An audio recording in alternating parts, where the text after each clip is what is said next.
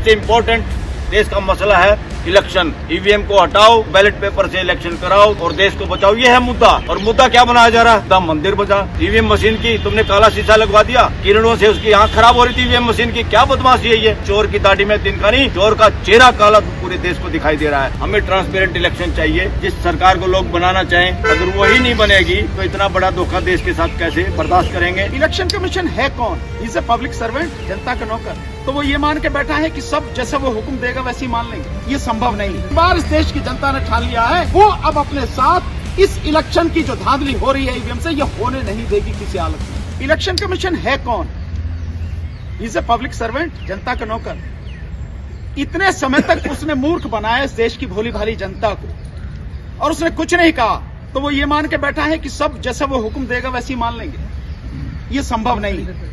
मैं बार बार election commission को चेतावनी दे रहे हैं हम लोग कि इस बार ईवीएम से चुनाव होने नहीं देंगे। उसकी समझ में ये बात आ जानी चाहिए। ये बात आ जानी चाहिए। ये आंदोलन इस देश के कोने कोने तक, गांव गांव तक, घर घर तक पहुंच चुका है।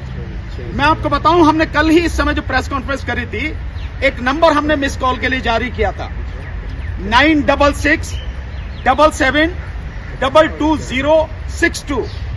आपको जानना है उस फोन की क्या हालत है? इस प्रेस कॉन्फ्रेंस पूरी तरह से खत्म नहीं हुई थी और उसके बाद मिस कॉल आनी शुरू हो गई। उस समय से देखिए, ला दिखा, मुझे दिखा, मैं दिखाता हूं, जरा एक मिनट दिखाइए, मैं आपको दिखाता हूं। इसको आप सारे के सारे साथी देखिए। लगातार इस मतलब एक पल के लिए ये फोन, एक पल के लिए ये फोन बंद नहीं है। इतने फोन आ रहे हैं और लगातार लोगों के फोन आ रहे हैं कि आपका फोन बिजी आ रहा है। हमने कहा भाई खराब होता तो समझ में आती, आप कह रहे बिजी आ रहा है तो हम क्या करें? आप अपनी आंखों से देखो। आप एक पल के लिए 24 घंटे अब होने वाले हैं, ये फोन बंद रही। इतने फोन लगातार आ रहे हैं, 5000 अब तक आ चुके हैं। और इसमें और भी ज्यादा हो जाते हैं। दिक्कत क्या है कि लोग फोन करते हैं तो जब तक उसकी घंटी अपने आप बंद नहीं होती, लोग फोन बंद नहीं करते। होना ये चाहिए कि मिस कॉल में जब आप करते हैं, आपने घंटी दी और घंटी बजी, 2-3 बार घंटी बजी, आप काट दीजिए, मिस कॉल होगी। लेकिन लोग तब तक बंद नहीं करते, इसलिए जो बाकी जो फोन है वो लाइन में लगे रहते हैं। ये इसकी स्थिति है। और जो मेरे पास फोन है, इसके अलावा जो हमने नंबर पहले दिया था, मेरा अपना नंबर, कितने फोन आ रहे हैं मैं आपको बता नहीं सकता हूं। तो इलेक्शन कमीशन और ये जो मैंने दिया वो तो है ही। इसके अलावा जो हमारे बाकी साथी हैं, भाई महमूद पराचा जी, राजन पाल गौतम जी, डीसी कपिल साहब, सर रतन लाल जी, प्रोफेसर साहब, सूरज मंडल साहब, सभी लोगों के पास जितने फोन आ रहे हैं, उससे आप अंदाजा नहीं है इलेक्शन कमीशन को कि ये कहां तक पहुंच चुका है आंदोलन। तो हम सिंपल, हमारा ये कहना है, इलेक्शन कमीशन इस बात को समझ ले कि इस बार का चुनाव इस देश की जनता किसी भी सूरत में ईवीएम से होने नहीं देगी। वो अगर समझती है कि सरकार के पास में फौज है, पुलिस है, सब कुछ है, मैं कह रहा हूं अपनी तोप टैंकों को भी इस्तेमाल कर लेना। लेकिन जनता जब खड़ी होती है, इतिहास इस बात का गवाह है, टैंकों के मुंह भी बंद हो जाते हैं, तोपें भी शांत हो जाती हैं, बंदूकें भी नीचे को झुक जाती हैं। इस बात का अंदाजा होना चाहिए। ये जनता है, पब्लिक है। इसलिए इस बार इस देश की जनता ने ठान लिया है, वो अब अपने साथ इस इलेक्शन की जो धांधली हो रही है ईवीएम से, ये होने नहीं देगी किसी हालत में। सबसे इम्पोर्टेंट देश का मसला है इलेक्शन। ईवीएम को हटाओ और बैलेट पेपर से इलेक्शन कराओ और देश को बचाओ, ये है मुद्दा। और मुद्दा क्या बनाया जा रहा है? मुद्दा मंदिर बचा, मुद्दा ढोंग बनाया जा रहा है। ढोंग को देश का मुद्दा बनाया जा रहा है।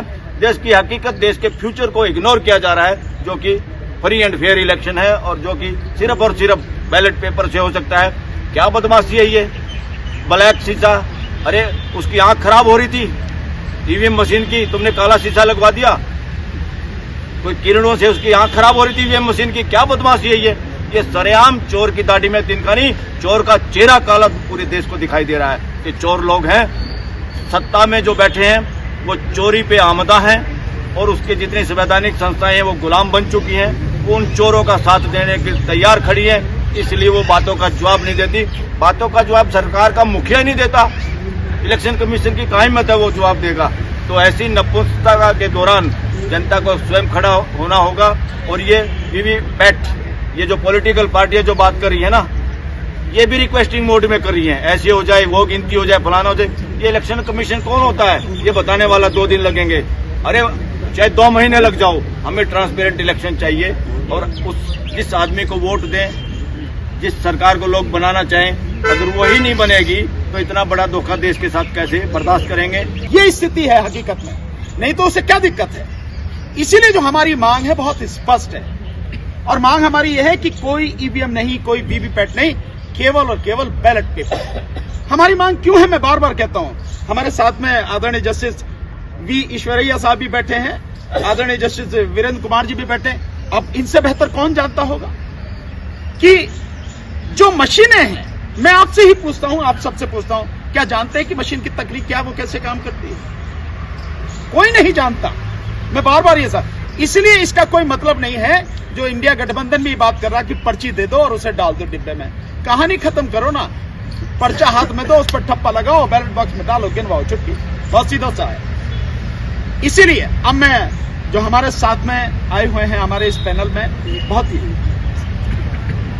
इसमें एक चीज मैं ऐड करना चाहता हूं, बस सिर्फ कि एक कानूनी प्रॉब्लम बताई जा रही है कि जो इलेक्शन के रूल्स हैं उसमें चेंज करना पड़ेगा, उसमें पार्लियामेंट को इन्वॉल्व करना पड़ेगा। हालांकि पार्लियामेंट का सेशन अभी हमने देखा था, नई पार्लियामेंट बनाने के लिए सेशन बुला लिया गया था, लेकिन उससे भी बड़ी बात यह है कि यहाँ सब लीगल ल्यूमिनरीज बैठे हुए हैं।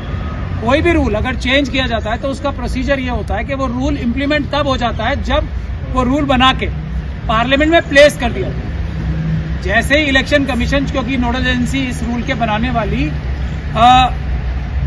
इलेक्शन कमीशन होगी, तो इलेक्शन कमीशन अगर रूल चेंज करके पेपर बैलेट का रूल बना के डालती है, पार्लियामेंट में सिर्फ प्लेस करना होता है। हर एक कानून में ये लिखा होता है, as soon as the amended rules are placed before the parliament, place करना होता है, कोई पास कराने की भी जरूरत नहीं है।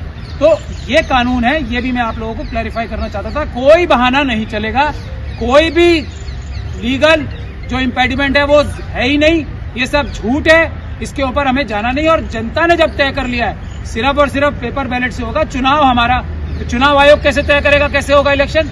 जनता चाहती है पेपर बैलेट से ही चुनाव होगा, सीधी बात। अब मैं आपके सामने बुलाना चाहूंगा बहुत ही सम्मानित आदरणीय जस्टिस वीरेंद्र कुमार यादव साहब को, वो आए और आपके बीच में प्रेस को संबोधित करें। अभी इलेक्ट्रॉनिक वोटिंग मशीन के ऊपर जो बात हो रही है वो 100% सही कही गई है।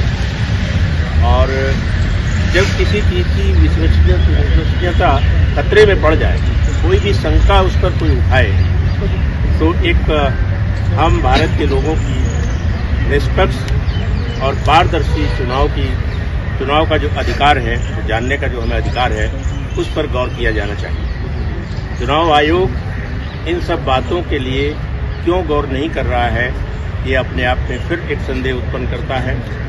इसलिए ईवीएम मशीन हैक हो सकती है या नहीं हो सकती है, इस पर बहुत ज़्यादा बहस की आवश्यकता नहीं है। ये देखते हुए कि विदेशों में भी ईवीएम को बंद कर दिया गया है और बैलेट पेपर से चुनाव होने लगा है। हमारे यहाँ भी पहले बैलेट पेपर से चुनाव होता था, इसलिए कोई ज़्यादा आवश्यकता इस बात की नहीं है कि हम ईवीएम पे ही जोर दें कि हम ईवीएम पे ही इलेक्शन कराएं। हमको चाहिए, चुनाव आयोग को चाहिए कि हम अपनी जनमानस को, अपनी जनता को संतुष्ट कर सके कि आपका वोट जिस जगह जा रहा है वो आपको दिख रहा है और आपके हाथ से ही जा रहा है।